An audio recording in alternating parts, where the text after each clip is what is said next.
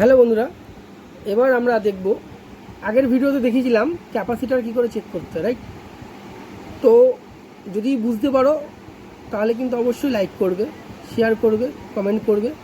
তাহলে কি হবে, যারা জানে না তাদের ভালো করে জেনে যাবে, আরও এগিয়ে যেতে পারবে, কাজের ক্ষেত্রে তাদের অনেক সুবিধা হবে।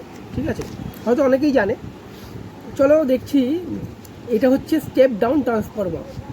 ঠিক আছে, তো তোমরা পিসিবিতে গেলে অনেক সময় দেখতে পারবে এসি ডেড, মানে মেশিন চলছে না কিন্তু লাইন আসছে। আমরা প্রথম কি করি, যে প্লাগ টপ চেক করি, প্লাগ টপের মধ্যে বা সকেটের মধ্যে দেখতে হবে 220 ভোল্টেজ এসি ভোল্টেজ আসছে কিনা। যখনই ভোল্টেজ আসছে তারপর আমরা কোথায় চেক করি, যে পিসিবিতে ইনপুট হচ্ছে কিনা, রাইট? দেন জেনারেল অনেক প্রফেশনালই আছে যে কি করি, আমরা ওই পিসিবিটা ধরে নিয়ে পিসিবি ইঞ্জিনিয়ারের কাছে চলে যাই, তারা সেই ট্রান্সফরমারটাই চেঞ্জ করে তোমাদের থেকে টাকা নিয়ে নেয়, রাইট? তো তোমরাও চেষ্টা করবে ডেড সার্কিটের আগে অন্তত এই ট্রান্সফরমারটা একবার হলেও চেক করে দেবে। এবার চেকটা করবে কি করে, দেখতে পাচ্ছ এখানে দুটো পাতলা লিডের তার আছে আর এইটা দুটো মোটা লিডের তার আছে।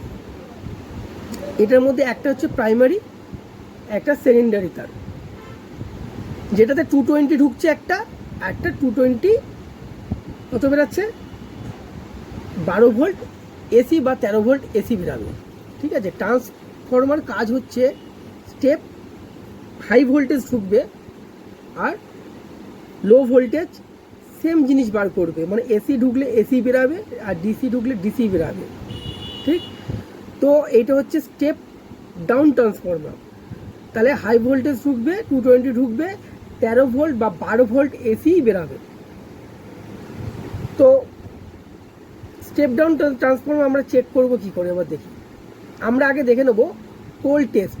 কোল্ড টেস্ট কি আছে, যেটা আমরা ঠান্ডা অবস্থায় এখানে কোনো লাইন না দিয়ে এর রেজিস্ট্যান্স চেক করব, যেটাতে আমরা রেজিস্ট্যান্স কি পাই দেখি। তো আমরা বলেছিলাম যে প্রাইমারি, যেটাতে 220 ভোল্ট ঢুকবে, সেটা হচ্ছে এই দুটো তার, যেটা সবচেয়ে মোটা তার দেখবে। সেইখানে আমরা কত রেজিস্ট্যান্স পাচ্ছি ভালো করে দেখো বন্ধুরা, তাহলে ভালো করে বুঝতে পারবে। আমরা মিটার নিলাম, মিটারে আগে আমরা ওমসি টেস্ট চেক মিটারটা রাখবো। ওমস মেগা ওমসে আছে। তো দেখো এই পয়েন্টটা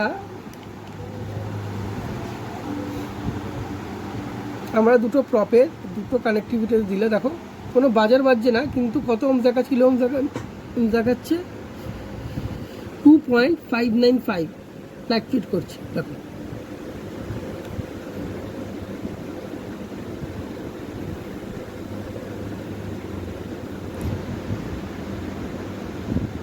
.95 কিলো ওমস দেখাচ্ছে, রাইট? ভালো করে দেখো। হ্যাঁ, আর প্রপটা কোথায় দেখার লাগানো আছে দেখো। তো সেকেন্ডারিতে যখন আমরা চেক করব, যেখানে আমরা স্টেপ ডাউন হবে ট্রান্সফরমার, দেখো এখানে কোনো দেখাচ্ছে না। কেন?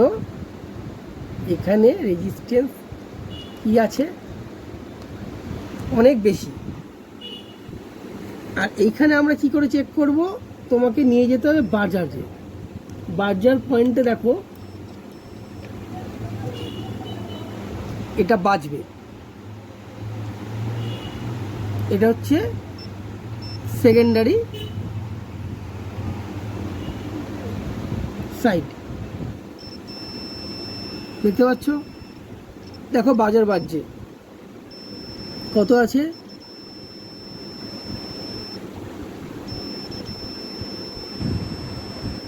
7.2 ওমস।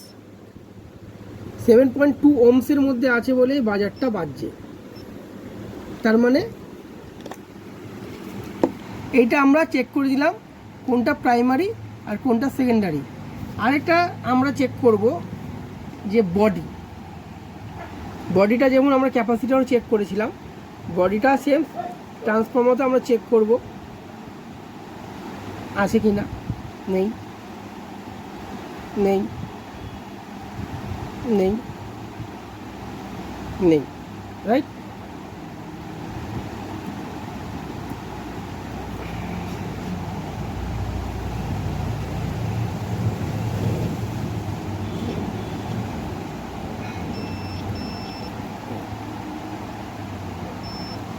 বন্ধুরা, এটা দিতে হবে ওমসে।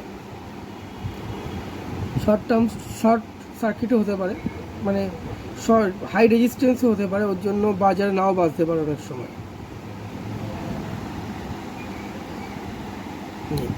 তার মানে বুঝতে হবে যে আমাদের কোল্ড টেস্টে এই ট্রান্সফরমারটা ঠিক আছে।